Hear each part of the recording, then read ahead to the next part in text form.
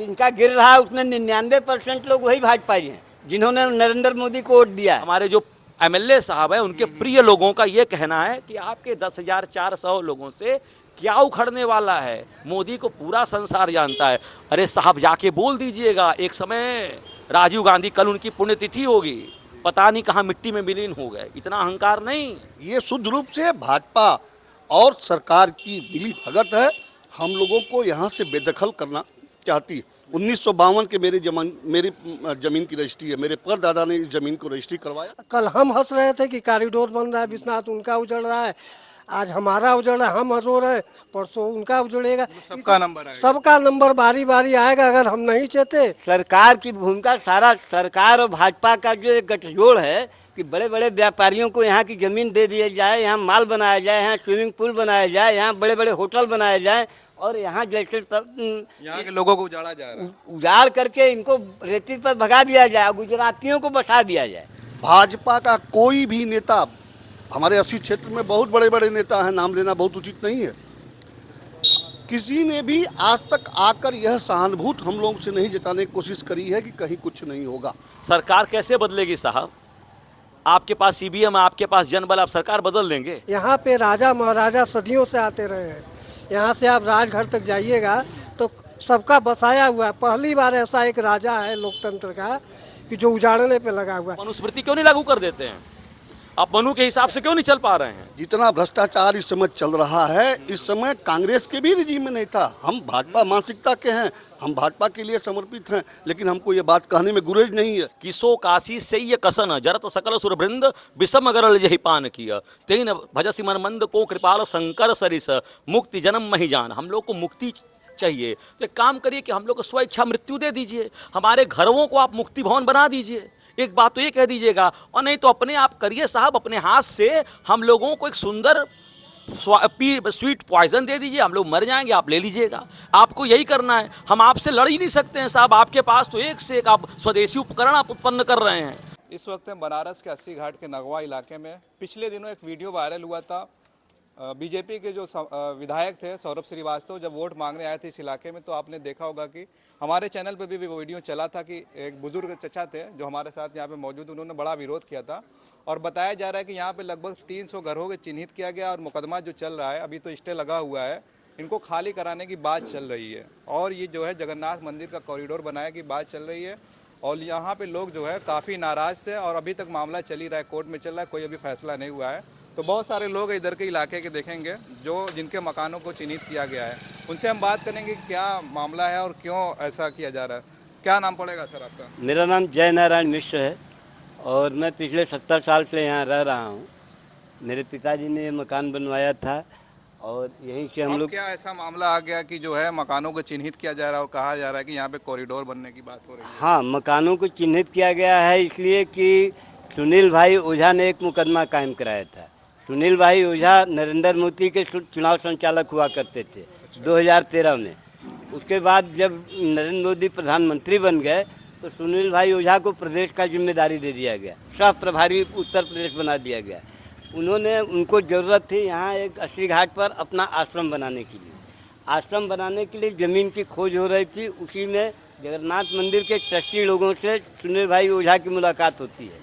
वहाँ उन्होंने ज़मीन दिखाया और तय ये हुआ कि पर्यटन विभाग जो है जगन्नाथ मंदिर का सौंदर्यीकरण करेगा और उसमें अपना पैसा लगा के वहाँ जो है अपना विकास का काम करेगा और सारी चीज़ें करेगा। लेकिन इनको ज़रूरत थी अपने आश्रम के लिए बड़े भूभाग की। उन्होंने जब देखा, यहाँ देख करके सर्वे किया, सवेरे आए, घूम टहल के गए, गंगा जी की तरफ से होके आए, तो उनको समझ में आया कि ये ज़मीन थोड़ी कम पड़ रही है, क्योंकि जो नाले की ज़मीन है वो सरकारी ज़मीन है। नाला का मुहाना बंद कर दिया गया है, उधर से मायावती पार्क की तरफ से खोल दिया गया, तो सारी ज़मीन खाली हो गई है। इस बार यहाँ से 3302 की अराजी है, उसके बाद 3303 है, फिर नाला है, नाले के बाद 3304 की अराजी है, उसके बाद बड़े हनुमान जी का मंदिर है जो शाहपुरी परिवार की ही ज़मीन है, उसके बाद 3337 है। तो ये मामला कहाँ तक पहुँचा है? क्या मामला यहाँ तक पहुँचा है कि जब हम लोगों को एसडीएम सार्थक अग्रवाल के फैसले की खबर मिली तो हम लोगों ने प्रयास किया। मिले जुले हम लोग सारे लोगों से, अधिकारियों से मिले, तो उन लोगों ने कहा कि भाई मुकदमा करिए।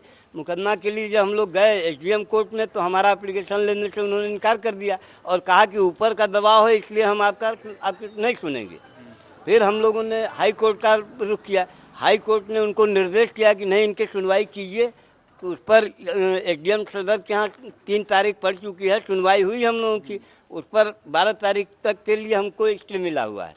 12 जून को फिर हमारी सुनवाई होगी, आगे देखा जाएगा। सरकार की क्या भूमिका है, सरकार से आप लोग क्या चाहते हैं? सरकार की भूमिका, सारा सरकार और भाजपा का जो एक गठजोड़ है कि बड़े बड़े व्यापारियों को यहाँ की ज़मीन दे दिया जाए, यहाँ माल बनाया जाए, यहाँ स्विमिंग पूल बनाया जाए, यहाँ बड़े बड़े होटल बनाए जाए, और यहाँ जैसे यहाँ के लोगों को उजाड़ा जा रहा है। उजाड़ करके इनको रेती पर भगा दिया जाए, गुजरातियों को बसा दिया जाए। असली मंशा गुजरातियों को बसाने की है यहाँ, और यहाँ के मूल निवासियों को यहाँ से भगाने की है। तो हम लोग तो भाई भाजपा जो है बड़े मार्जिन से वोट 2 बार से जीती है, लोगों ने अपना यहाँ पे मत दिया है मोदी जी को। तो आप लोग भी तो सपोर्ट में कभी रहे होंगे? नहीं, हम तो नहीं रहे हैं, लेकिन हमारे मोहल्ले के 99% लोग रहे हैं, और जिनका गिर रहा है उसमें 99% लोग वही भाजपाई हैं जिन्होंने नरेंद्र मोदी को वोट दिया है। हम लोग 1% 1.5% वाले में जो सभी विरोधी थे, आज भी विरोधी हैं। नहीं, वोट ना देना वो अलग बात है, लेकिन सरकार का जो रवैया है कैसा है अभी? सरकार का रवैया निहायत तानाशाही पूर्ण रवैया है, क्योंकि सरकार वहाँ एसडीएम के कर्मचारियों ने कहा कि ऊपर का आदेश है, इसलिए आपकी बात नहीं सुनेंगे हम। तो अब जब भाजपा और सरकार का गठजोड़ है, एक राजनीतिक दल का और शासन का, तो सुनवाई कहाँ होगी? इसीलिए हाई कोर्ट ने हम लोगों को सुना, हाई कोर्ट ने भेजा, तब सुने। अब अगली तारीख जो है 12 जून है। 12 जून अगली तारीख है। हाँ, और भी लोग हैं, उनसे बात करेंगे। आपका भी घर हाँ, जस्ट बगल में ही क्या है। नाम पड़ेगा? मेरा नाम डॉक्टर राघवेंद्र कुमार पांडे है। मैं प्रिंसिपल हूँ पीजी कॉलेज जौनपुर में।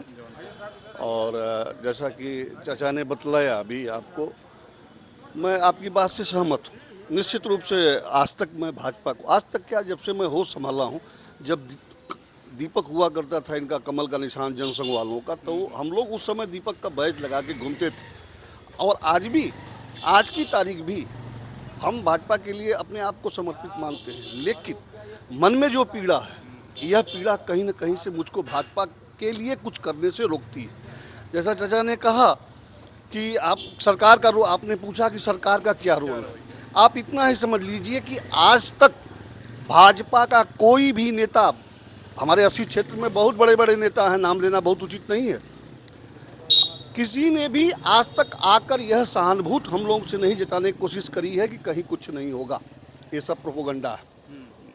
आज तक किसी की हिम्मत नहीं हो, क्योंकि सबको अपना वजूद दिखलाई दे रहा है।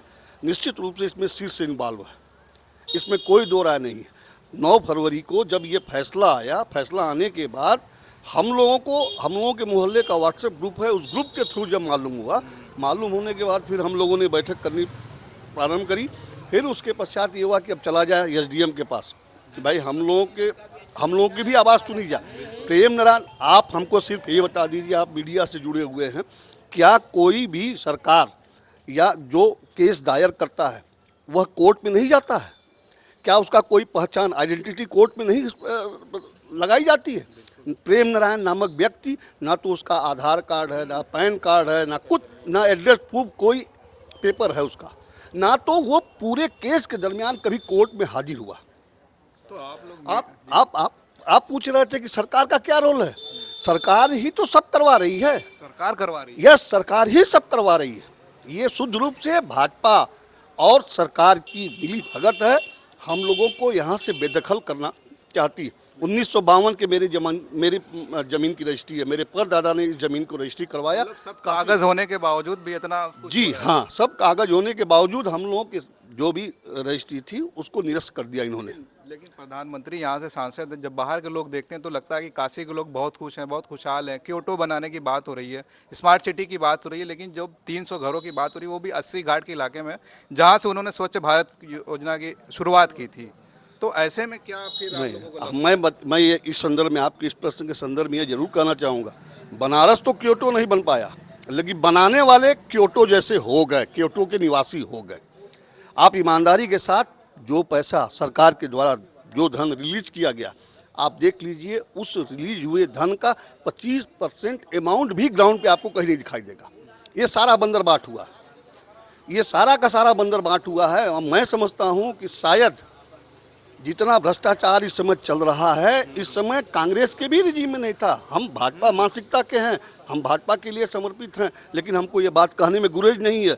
हम किसी का मेंबरशिप नहीं लिए, किसी राजनीतिक दल का, आम जनता हम हैं। और क्योंकि हमारी सोच से उनकी सोच मिलती थी, सबका साथ सबका विकास। मोदी जी का नारा था, कहाँ गया सबका साथ सबका विकास। आज मोदी जी को यह कहना पड़ता है कि मैं भी बैकवर्ड हूँ। अब वो भी जात की राजनीति करने लगे हैं। अब उनकी मानसिकता समझ में आ गई है। ये अंबानी तो नहीं पाएंगे, लेकिन अडानी पा जाएंगे। अडानी अभी चुनाव का माहौल है, बनारस में भी अभी वोटिंग होनी है, क्या लोग चाहते हैं सरकार से? देखिए, एक चीज़ अभी आपने देखा ना, थोड़ा सा दुस्साहस किया तो हमारे क्षेत्र के एमएलए साहब, उनके साथ कैसा व्यवहार किया। ऐसा नहीं है कि हमारे दुश्मन है, ऐसा नहीं है कि हम उनका विरोध करते हैं, लेकिन माहौल उन्होंने ऐसा क्रिएट किया। उन्होंने का मतलब पार्टी ने ऐसा क्रिएट किया। आज तक कोई भाजपा का भी पदाधिकारी इस मोहल्ले के लोगों का दुख दर्द जानने के लिए नहीं आ सका। ये अराजी है, आबादी की ज़मीन नहीं है। मुकदमा होता है गंगा किनारे बालू की रेत दिखाकर और फैसला दिया जाता है उसके साथ 4-4 अराजी को जोड़कर। ये कौन सा न्याय है? और सबसे बड़ी चीज़ कि जब हम लोग एसडीएम कोर्ट में जाते हैं तो वहाँ कोर्ट में बोला जाता है कि ऊपर से आदेश है कि कोई उस केस की पत्रावली कोई भी रिसीव नहीं होगी, हमको ऊपर से आदेश है। जो वहाँ का पेशकार है उसने कहा था। मेरे पास वीडियो फुटेज अभी भी है, मैं अगर आप चाहेंगे तो मैं उसको आपको दे सकता हूँ कि किस तरह हमारे वकील ने उनसे बहस किया था। अंत में जब वो नहीं तैयार हुआ, हम लोग फ़ोटो कापी अपने एप्लीकेशन का, रिकॉल के लिए जो एप्लीकेशन कर दिए थे उसकी फ़ोटो कापी दे के आए। और दे के आने के बाद फिर हम लोग वकील से बात किए, हाई कोर्ट से जाकर रिकॉल के लिए आदेश ले आए। हम लोग अभी यहाँ पहुँच रहे हैं, बनारस लेके आ रहे हैं, तैयारी कर रहे हैं कि 1 सप्ताह का समय दिया, रिकॉल दाखिल किया जाए। वहाँ पता चला कि डेट लग चुकी है, एक तो डेट भी ख़त्म हो गई। अब 12 जून मिली है, अब जो है वोट करने वाले हैं आप लोग, क्या फिर से नोटा, ओनली नोटा। अब हम जितने प्रभावित लोग हैं, हम तो पूरे मोहल्ले से कहेंगे। नेता भी नहीं आते? नहीं, विपक्ष ने, हम लोग तो हम अपना व्यक्तिगत राय रखते हैं कि मैं नोटा को बटन दबाऊंगा। चलिए और लोगों से बात कर लेते हैं। क्या नाम है सर आपका? राघव पांडे। आपका भी घर चिन्हित हुआ है? बिल्कुल। क्या पीड़ा है जब ऐसा मामला हुआ और भाजपा की सरकार है, भाजपा के सांसद हैं, भाजपा के विधायक हैं, यहाँ पे आप लोग सपोर्टर भी रहे होंगे? जैसा कि हमारे पूर्व लोगों ने कहा, बिल्कुल हम लोग हमारी मानसिकता, हमारा क्रियाकलाप भी उसी प्रकार का था जिसको कहते हैं बीजेपी माइंडेड। लेकिन इस कृपा ऐसे जो रिजीम में जहाँ केवल नौकरशाही हावी है, प्रशासनिक ही तंत्र हावी है, जो क्वासाई जुडिशियल मशीनरी है, उसके द्वारा ही सारा काम किया जा रहा है। जैसे कि हमारे पूर्व वक्ता ने, डॉक्टर साहब ने कहा कि सही बात है कि केवल और केवल ये कहा जाए कि विशुद्ध सरकारी गुंडागर्दी चल रही है। किसी प्रकार से आप ऑडिट करके देखिए, किसी प्रकार से क्योटो सर, ये टोटो शहर हो गया, ये टोटो शहर हो गया। आम आदमी का यहाँ जीना दुर्भर हो गया है। अभी आप एक तर्क दे देंगे सरकार की तरफ से कि ऐसा है कि 4000 लोगों, 300 लोगों के लिए अगर 3 लाख रुपए, 3 लोगों की अगर वो कर 300 लोगों के लिए 3 लोगों के लिए आज गुजरबानी देनी पड़े तो कुछ नहीं कर पाएंगे, तो आप मनुस्मृति क्यों नहीं लागू कर देते हैं? आप मनु के हिसाब से क्यों नहीं चल पा रहे हैं? आप ये सब तर्क मत रखिए। आप केवल और केवल भोली भाली जनता को भ्रमात्मक तथ्य डालकर और केवल भरमाने का काम कर रहे हैं। और उसके बाद हमारे भाजपा के कुछ कार्यकर्ताओं ने भी कहा बड़े ताव से कचहरी में कि अरे आपके 10,000 वोट से मोदी जी को कुछ नहीं होने वाला। ऐसा कहा? स्पष्ट कहा कि मोदी जी जीतेंगे बड़े बम्पर वोट से, 10,000 वोट से आपका क्या उखड़ पाएगा। कोई मतलब नहीं है आप लोगों से? मतलब उनको सीधे सिंपैथी भी नहीं, एम्पैथी, कोई नृप हो हम ही कहानी, हमको केवल पैसा भिड़ाना है और कुछ नहीं। ये सीधे सीधे भाजपा कार्यकर्ताओं का, उनके जो हमारे जो एमएलए साहब है, उनके प्रिय लोगों का ये कहना है कि आपके 10,400 लोगों से क्या उखड़ने वाला है। मोदी को पूरा संसार जानता है। अरे साहब जाके बोल दीजिएगा, एक समय राजीव गांधी, कल उनकी पुण्यतिथि होगी, पता नहीं कहाँ मिट्टी में विलीन हो गए। इतना अहंकार नहीं। एक बार तो और इंदिरा गांधी से बड़ा कोई वो नहीं था, प्रशासनिक तंत्र ले आके इमरजेंसी में पोस्ट किया था, जेल में जाना पड़ गया था, और उनके प्रिय लोगों ने उनके साथ क्या कर दिया था पता नहीं चला। अहंकार नहीं पालिए साहब। इस बार बनारस से मोदी जी को तब जिताएंगे आप लोग? हम कहाँ जिताएंगे? ईवीएम जिता रहा है, तंत्र जिता रहा है, 80 किलो और 5 किलो आटा जिता रहा है। हम लोगों को फ्री वीज देकर केवल और केवल क्या किया जा रहा है, वही रूसों का और जार का शासन, रोटी नहीं पाओ रोटी खाओ, और केवल आप लोगों को और हम लोगों को क्या किया जा रहा है, कर्महीन बनाया जा रहा है, कर्मठ नहीं बनाया जा रहा है। 80% जनता को केवल 5 किलो अनाज आप बांट कर और केवल ओबीसी की राजनीति करके आप सोचते हो कि हमारे पास 32-34 वोट है और तिलक तराजू दूध बस जूताचार यही चल रहा है। आप लोग की मानसिकता चली गई है।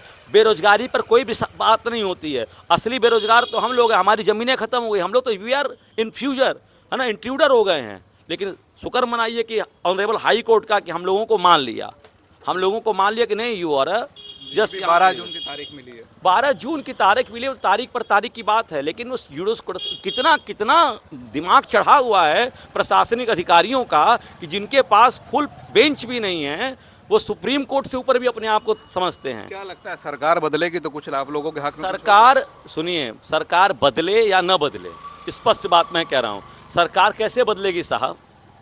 आपके पास ईवीएम है, आपके पास जनबल, आप सरकार बदल देंगे? स्पष्ट बात सुन लीजिए, सरकार नहीं बदलने जा रही है, ये भी क्लियर बात है।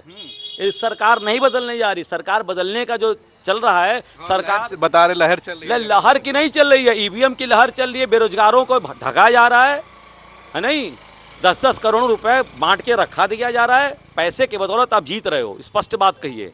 जिस पैसे को हमारे आयकर दाता पैसा देते हैं, उस पैसे को आप अपने ऐशो आराम के लिए व्यवस्था कर रहे हो। आप लोग कर्मठ बन रहे हो। क्या नाम? मेरा नाम शशि शेखर त्रिवेदी है। मैं पहले एक बात कह देना चाहता हूं कि जो आपने हमारे पूर्व वक्ता से पूछा था कि कैसे जो है जीत जा रहे हैं, अगर नहीं हो रहा है। श्याम देवराय चौधरी यहाँ 1989 से 9 बार लगातार दक्षिणी को जो है अपने खून पसीने से सींच करके और 50,000 से 1.5 लाख वोटों से जीतते थे। और उसी दक्षिणी विधानसभा में सबसे ज़्यादा विकास हुआ, विश्वनाथ कॉरिडोर बना। पिछले चुनाव में मात्र 8,000 वोटों से किसी तरह से बच करके नीलकंठ तिवारी निकले हैं। तो विकास जो हो रहा है, उस विकास का रिजल्ट देख लीजिए, जहाँ विकास हो रहा है वहाँ का रिजल्ट आप देख लीजिए, ठीक है। और अब यहाँ का विकास कर रहे हैं, यहाँ का भी रिजल्ट देख लेंगे। अच्छा, यहाँ से भी साफ होने वाले हैं। हाँ, वहाँ जो है जो 1.5 लाख वोट से श्याम देवराय चौधरी जीतते थे, अपनी सरकार को जो है काला झंडा उन्होंने दिखाया, अपनी सरकार के खिलाफ वो धरने पर बैठे, और वो श्याम देवराय चौधरी जो है किनारे कर दिए गए। नीलकंठ तिवारी को लाया गया और इतना विकास वहाँ कर दिया गया कि जो 1.5 लाख से जीतने वाले वो 8,000 से किसी तरह से जीत करके 98,000 वोट वो पाए हैं और 90,000 वोट जो है किशन दीक्षित पाए थे। मेरा नाम रामेश मिश्रा है। आपका भी घर चिन्हित किया गया, जो भी मामला चल रहा है? हमारा यही घर है, हमारा पीछे वाला घर है। पीछे वाला घर। हाँ, सबसे बड़ी बात है कि देखिए, अब काशी में केवल कॉरिडोर बनेगा। यहाँ के लोग जो बसे हुए हैं, पूरी बात सुन लीजिए, आगे बात मेरी। 36 कोटि देवता यहाँ पे हैं। भगवान शंकर जब आए तो वो भी आए, तो यहाँ पे 36 कोटि देवताओं के नाम कॉरिडोर बनेगा।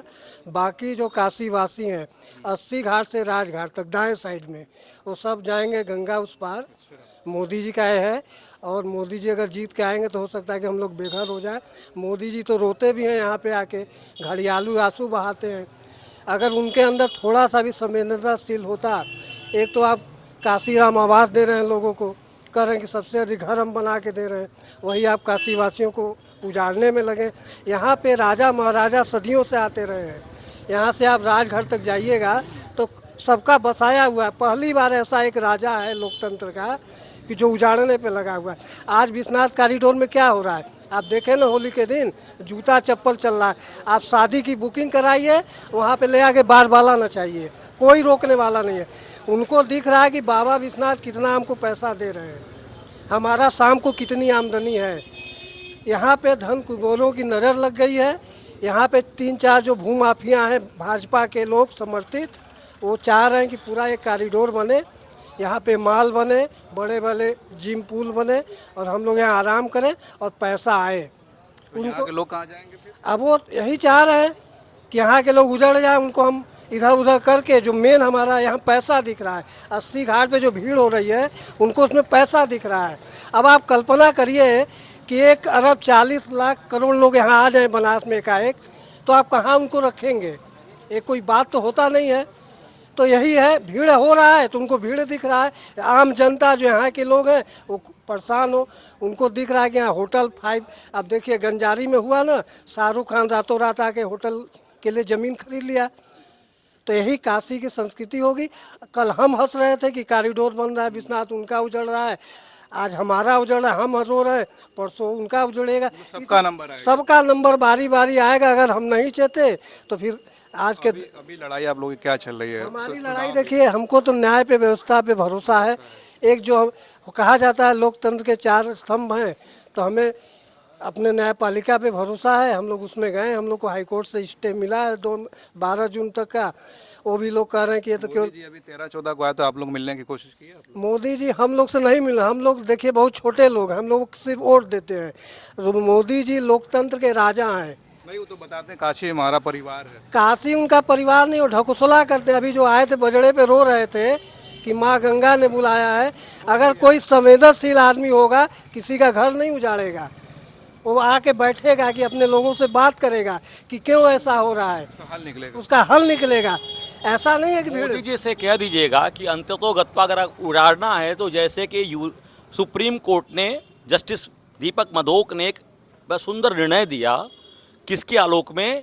स्व इच्छा मृत्यु के आलोक में। तो काशी में ये हम लोगों की जो मोक्ष की नगरी है, हम लोग के पूर्वज इसलिए आए थे कि सो काशी से ये कसन जरत सकल सुरवृंद विषम गरल यही पान किया तेन भजसी मन मंद को कृपाल शंकर सरिस मुक्ति जन्म मही जान। हम लोग को मुक्ति चाहिए तो एक काम करिए कि हम लोग को स्व इच्छा मृत्यु दे दीजिए, हमारे घरों को आप मुक्ति भवन बना दीजिए। एक बात तो ये कह दीजिएगा, और नहीं तो अपने आप करिए साहब, अपने हाथ से हम लोगों को एक सुंदर स्वीट पॉइजन दे दीजिए, हम लोग मर जाएंगे, आप ले लीजिएगा। आपको यही करना है, हम आपसे लड़ ही नहीं सकते हैं साहब। आपके पास तो एक से एक आप स्वदेशी उपकरण आप उत्पन्न कर रहे हैं, और आपके तो ऐसी मशीनरी है क्या बताया जाए।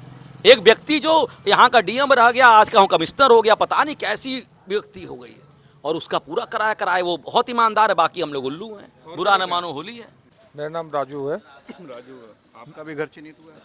हाँ, मेरा भी घर चिन्हित हुआ है। यहाँ करीब 250-300 से ऊपर मकान से पूरे चिन्हित हुए हैं। चूँकि हम लोग की पीड़ा कितने साल से आप यहाँ पे हैं? सर मुझे तो हो गया 65 साल हो गए। 65 साल आप?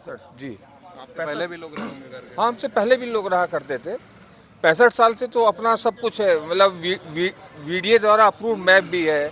वो भी नहीं है कि मतलब तो जब ये फरवरी में शायद ये मामला उठा था, उसके तो बाद हम लोग क्या को क्या संज्ञान उस वक्त रिएक्शन था आप लोगों को जब लगा कि ऐसा हमारे साथ हो रहा है? नहीं, हम लोग को लगा कि अचानक ये कैसे हो गया था। फिर हम लोग ने आपस में विमर्श करके कोर्ट की तरफ मुंह किया गया, तो कोर्ट से पता चला कि नहीं, ये सब चीज़ें ऐसी ऐसी हो चुकी हैं। तब हम लोग के दिमाग में आया कि नहीं यार, ऐसे हो जाएगा तब तो हम लोग तो गए। फिर हम लोग ने जो भी लीगल प्रोसेस होता है, हम लोग को पता ही नहीं था कि हम लोग का जो भी रजिस्ट्री है खतौनी से नाम हट जाएगा।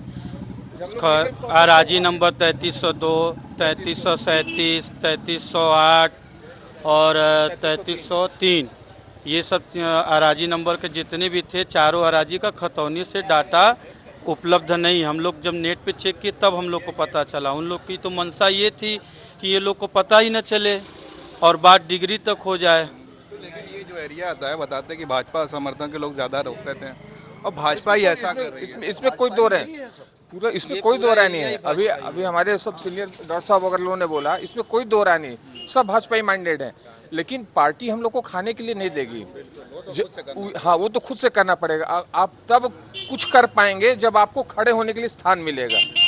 हमारे पास खड़े होने के लिए स्थान नहीं है, रहने के लिए स्थान नहीं बचेगा, तो हम क्या करेंगे? पार्टी हमें खिलाएगी? हमारे परिवार जो छोटे बच्चे हैं, बड़े बच्चे, उनका भविष्य है, उनको कौन देखेगा? इसमें नीचे से ऊपर लोग मिले हुए हैं। प्रेम नारायण कहेंगे मोदी जी नहीं है। मोदी जी से क्या कहना चाहेंगे अगर आप? मोदी जी से यही, मोदी जी से तो यही कहना है कि भैया, अगर जैसा भी अर्लियर में आपने सुना, वो घड़ियाली आंसू का कोई मतलब नहीं है। अब वो जनता जान चुकी है। सर संतोष सिंह मेरा नाम है। संतोष सिंह, जो मामला चल रहा है, आपका भी है घर? सर इत्तेफाक से मेरा भी कुछ इसमें घर है, ज़मीन भी हमारी पड़ेगी। हाँ सर, मुझे ये कहना है कि माननीय जिलाधिकारी महोदय ने ये जो प्रॉपर्टियों पे नाम काटा हुआ है, ये इत्तेफाक वाली बात है कि ये प्रॉपर्टियाँ खाली हैं, और जिस आधार पे इन्होंने नाम काटा हुआ है वो है 1291 फसली। ये वो फसली वर्ष है, ये कहा जा सकता है कि ये वो दस्तावेज है जो कि जनरल दस्तावेज है, ये किसी को दिखा भी नहीं सकते हैं। 1291 फसली वो दस्तावेज है जो कि सामान्य दस्तावेज नहीं है, ये सार्वजनिक नहीं की जा सकती, ये किसी को दिखाया भी नहीं जा सकता है, लेकिन ये सिर्फ यही देख सकते हैं और ये वही ज़मीन पर लागू हो रही हैं। चाहते हैं सरकार से? सरकार सर, जैसे कि हम जानते हैं हाई कोर्ट और सुप्रीम कोर्ट की रूलिंग भी है, 1291 फसली वर्ष को वो नहीं मानती, वो 1356 व 59 फसली मानती है, जो कि उस दस्तावेज में हम सारे लोगों का नाम दर्ज है।